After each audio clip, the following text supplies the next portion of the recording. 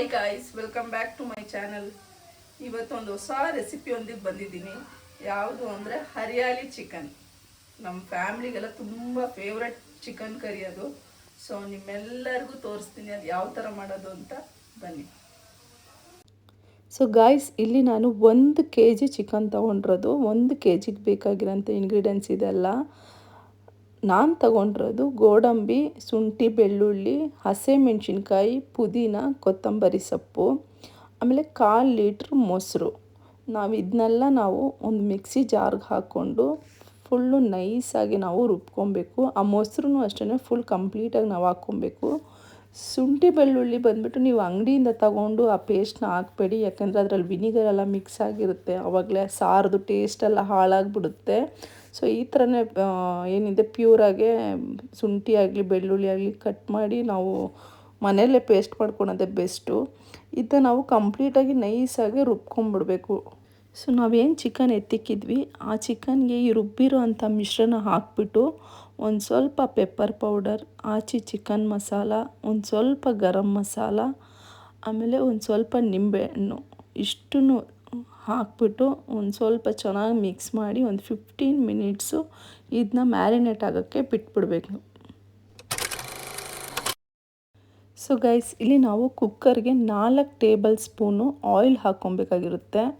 ಆಮೇಲೆ 3ರಿಂದ 4 ಸ್ಪೂನು ತುಪ್ಪನೂ ನಾವು ಸೇರಿಸ್ಕೊಬೇಕಾಗಿರುತ್ತೆ. ತುಪ್ಪ ಹಾಕೋದ್ರಿಂದ ತುಂಬ ಟೇಸ್ಟ್ ಬರುತ್ತೆ ಈ ಚಿಕನ್ ಸಾರು. ಇದು ಬಿಸಿ ಆಗಿದ ನಂತರ ನಾವು ಒಂದು ಆನಿಯನ್ ಹಾಕ್ಕೊಬೇಕಾಗಿರುತ್ತೆ. ಆನಿಯನ್ ಮೀಡಿಯಮ್ ಸೈಜ್ ಅಂದರೆ 1 ಸಾಕು, ತೀರಾ ಚಿಕ್ಕದಂದರೆ ಒಂದು 2 ಹಾಕ್ಕೊಳ್ಳಿ.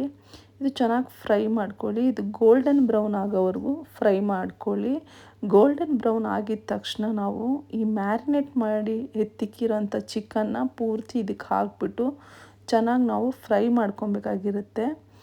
ನಾವು ಮೊಸರೆಲ್ಲ ಹಾಕಿ ಮ್ಯಾರಿನೇಟ್ ಮಾಡಿರ್ತೀವಲ್ಲ, ಅದಕ್ಕೆ ಚಿಕನ್ ಸ್ವಲ್ಪ ಸಾಫ್ಟ್ ಆಗಿಬಿಟ್ಟಿರುತ್ತೆ. ಸೊ ನಾವು ಇದನ್ನ ಎಣ್ಣೆ ಬಿಡೋ ಗಂಟ ನಾವು ಇದನ್ನ ಚೆನ್ನಾಗಿ ಫ್ರೈ ಮಾಡ್ಕೊಬೇಕಾಗಿರುತ್ತೆ. ಇದು ಚೆನ್ನಾಗಿ ಫ್ರೈ ಆದಮೇಲೆ ನಾವು ಒಂದು ಸ್ವಲ್ಪ ಅರಿಶಿನ ಪೌಡರು ಮತ್ತು ಒಂದು ರುಚಿಗೆ ತಕ್ಕನಷ್ಟು ಸಾಲ್ಟು ಆ್ಯಡ್ ಮಾಡ್ಕೊಬೇಕು. ಇದು ಚೆನ್ನಾಗಿ ಫ್ರೈ ಅಂದರೆ ಯಾವ ಥರ ಫ್ರೈ ಆಗಬೇಕು ಅಂದರೆ ಒಂದು 30% ಚಿಕನ್ ಇಲ್ಲೇ ಬೇಯಬೇಕು. ಫ್ರೈ ಮಾಡ್ತಾನೆ ಬೆಂದುಬಿಡಬೇಕು ಇದು. ಆಮೇಲೆ ಒಂದು ಕುದಿ ಬರೋ ಅಷ್ಟೊತ್ತಿಗೆ ನಾವು ಮುಚ್ಚಳ ಮುಚ್ಚಿ 2 ವಿಜಿಲ್ ಬರೋವರೆಗೂ ಬೇಯಿಸ್ಕೊಬೇಕು. ಅದಾದಮೇಲೆ ನೋಡಿ ಈ ಥರ ಕಾಣಿಸುತ್ತೆ.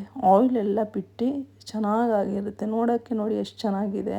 ಇನ್ನು ಟೇಸ್ಟ್ ಹೆಂಗಿರಲ್ಲ ಹೇಳಿ, ಈ ಥರ ಬಂದಿರುತ್ತೆ.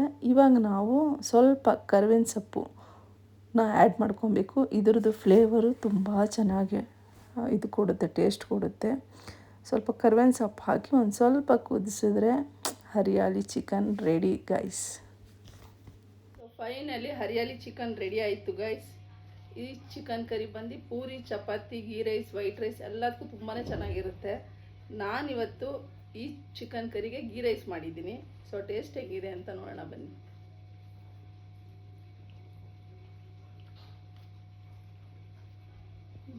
ನಿಜವಾಗ್ಲೂ ತುಂಬ ಚೆನ್ನಾಗಿದೆ. ನೀವೆಲ್ಲ ಟ್ರೈ ಮಾಡಿ ಒಂದ್ಸಲಿ.